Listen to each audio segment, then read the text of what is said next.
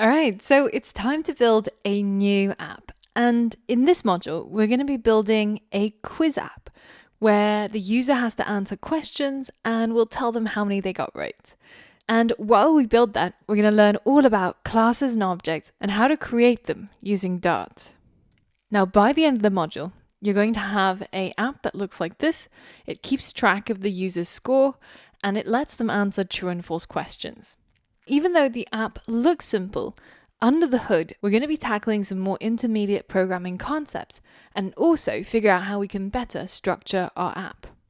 So as always, first things first, let's get set up using the GitHub repository that we've got as the starting file.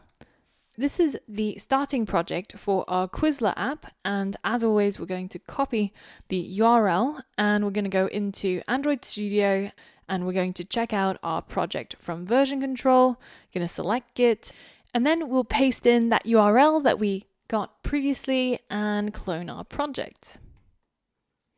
And we're going to select no, as always. Instead, we're going to choose to open it up where we saved it, which is inside my Android Studio projects.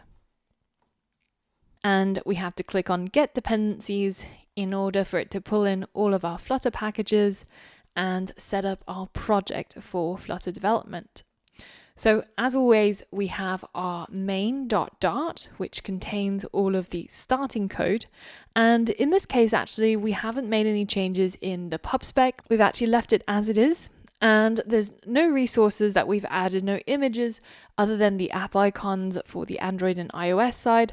But the main reason why we have this starting file for you is because we've actually gone ahead and created a very simple user interface. So once you've cloned the project, go ahead and run it to see what we've done. Once the app has run, this is what you should see. There is a dark background and there's some white text. And exactly as what it says, this is where our questions will go. And these are the true and false buttons that the user will be able to click on to select their answer. And this is all that we've done.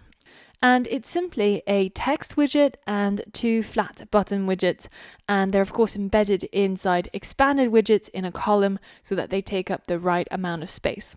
Now, if you want to create this user interface completely from scratch yourself just to get extra practice, then feel free to create a new project from scratch.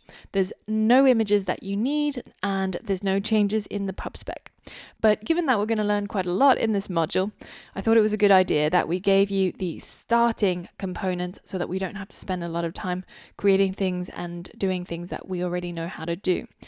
So once you've reviewed the code and seen how the widgets are set up, then you're pretty much ready to go to the next lesson and we're going to start building our scorekeeper.